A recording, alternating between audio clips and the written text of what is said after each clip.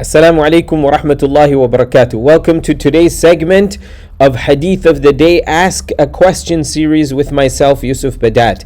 Once again, it's wonderful to accept your questions and to use this platform to answer them. May Allah subhanahu wa ta'ala give us all the insight of the Islamic guidelines and improve our situations for the better. We have a question today: how to keep the romance alive in your marriage. So, mashallah, this is a great question. We all want successful marriages and we want the spark to remain alive.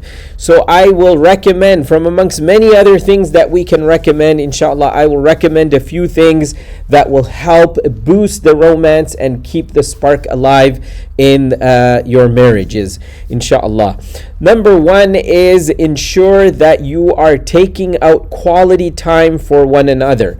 So what we need to do is we need to take out time from our busy schedules.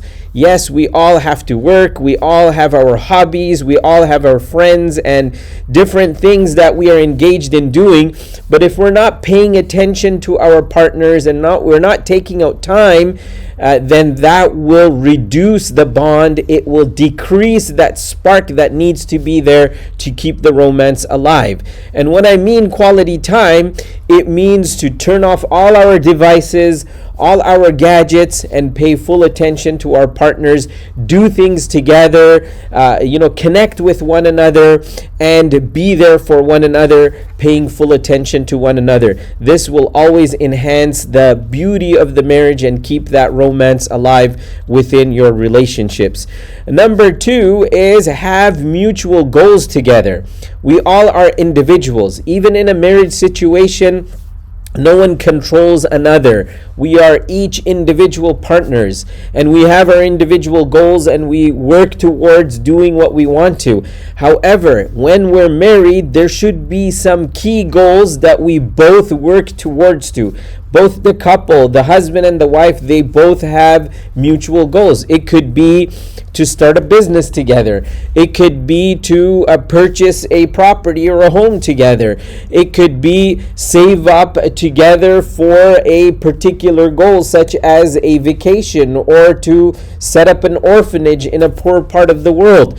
Whatever the goal may be, there should be some goals that you have within your relationship that are mutual, and that will help you bond with one another, keep the romance alive, and it will keep you both connected, and your marriage will be full of spirit and love that will connect with the love that Allah subhanahu wa ta'ala instills within a couple that has this type of understanding and is working together.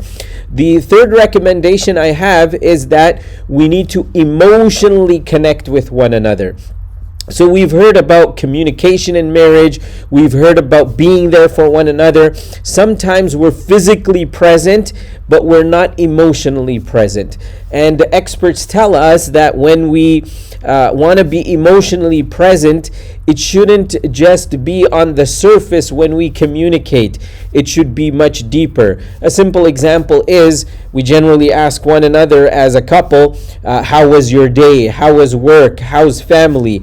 And if the response is simply, it was great, it was good, it was fine, that is not emotionally connecting. When we want to emotionally connect, we want to put feelings into what we have experienced and how we are feeling. It should be displayed to our partners, and that actually builds and establishes the romance and the love. So in response to, for example, how was work, it should be more deeper.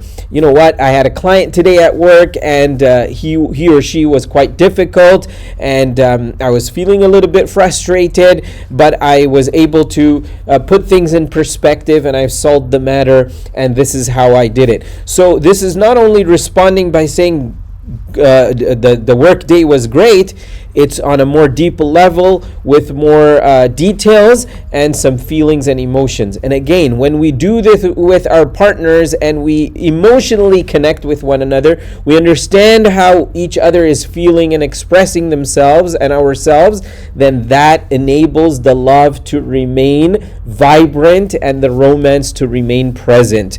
And another recommendation I have is that life can be serious, but there should always be laughter and love within the marriage context. So many a times couples, they're going through challenges, there's bills to be paid, there's children to be taken care of, work responsibilities, parent responsibilities, other commitments we have, and we tend to become so serious about these things that we forget to laugh. We forget to smile at one another. We forget to love one another and be there for one another in a happy moment.